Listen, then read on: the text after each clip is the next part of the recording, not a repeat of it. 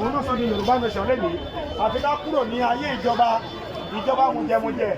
ìjọba gbéwìrì ká kúrò lóko ẹrú nítorí pé ọmọ Yorùbá ọmọ ẹlẹ́run ni wá àti ìjẹ̀gùn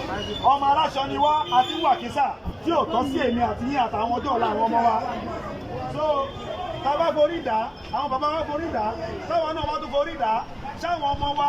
báwo ló ṣe fẹ́ kárí fún wọn. Ìdí nìyí táwa ìwé ìfọ̀ yìí táwa lásìkò yìí làwa ṣe dìde pé àwa ti ṣetán láti kọ ìyà àwa ti ṣetán láti jà fún ọjọ́ ọ̀la àwọn ọmọ wa ó lè da láti sọ pé tọ̀ orílẹ̀-èdè Yorùbá táwọn bàbá wa ti bá wa sọ pé ká gbà àfi káwa dìde láti gbà torí àwọn bàbá wa ti dàgbà wọn ò lè sáré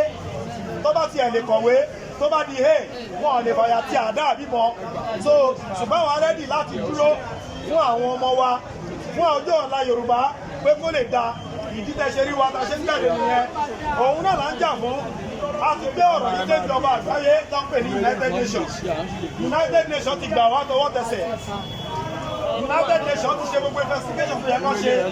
nípa orílẹ̀-èdè Yorùbá wọ́n rí pé a ní ẹ̀tọ́ láti lọ gẹ́gẹ́ bí òfin ìjọba àgbáyé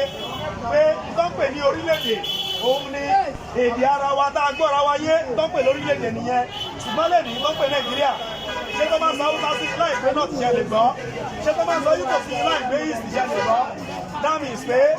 ibi táwọn wà tá ń pè lórílẹ̀-èdè kò ṣe orílẹ̀-èdè o orílẹ̀-èdè ní èdè kan ẹ̀yà kan àṣà kan tí àṣà kan là ń lò lórílẹ̀-èdè Nàìjíríà lè ní ṣé èdè kan là ń sọ tí ẹ̀yà kan ni wá so ìdí ìta ṣe dìde pé ó ti tó àsìkò fún wa láti padà sí orílẹ̀-èdè wa àtijọ́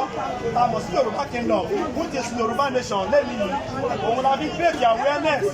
fẹ́yìn ìyá wa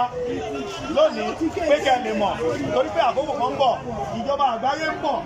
láti wá conduct kan tó ń pè ní referendum fún wa kí là ń pè ní referendum.